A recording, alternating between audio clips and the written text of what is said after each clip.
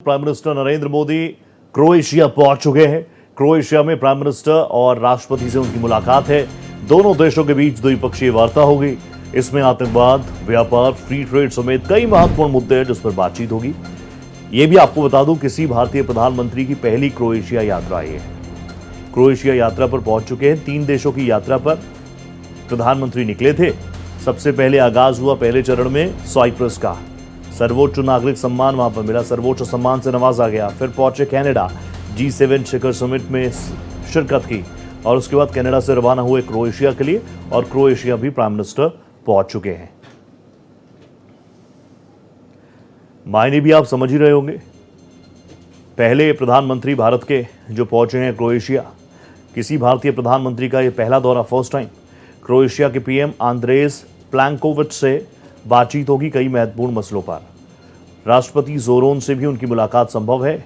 दोनों देशों के बीच कई समझौतों पर मुहर लग सकती है।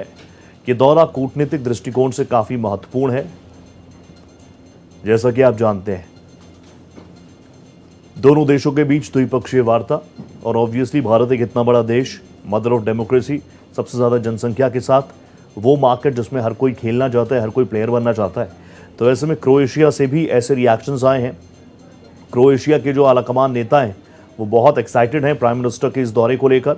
यूरोपीय संघ से रिश्तों को मजबूती की ये एक बड़ा कदम यहाँ से माना जा सकता है। आर्थिक सहयोग और इन्वेस्टमेंट को लेकर दोनों देशों के बीच कई MOUs हस्ताक्षर हो सकते हैं।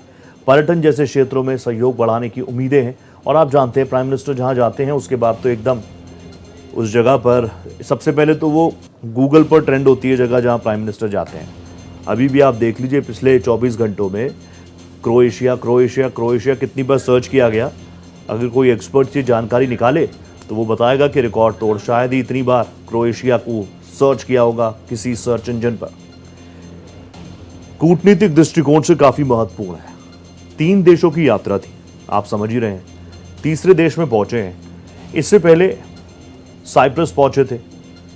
अब तो आप लोगों ने सब जान ही लिया होगा साइप्रस कहाँ है, तुर्की कहाँ है, तुर्की और साइप्रस के बीच में क्या प्रॉब्लम्स हैं। और आंखों पर काला चश्मा लगाए जब साइप्रस में उस स्पॉट पर प्रधानमंत्री पहुंचे थे जहां से वो कुछ चीज़ों को देख रहे थे।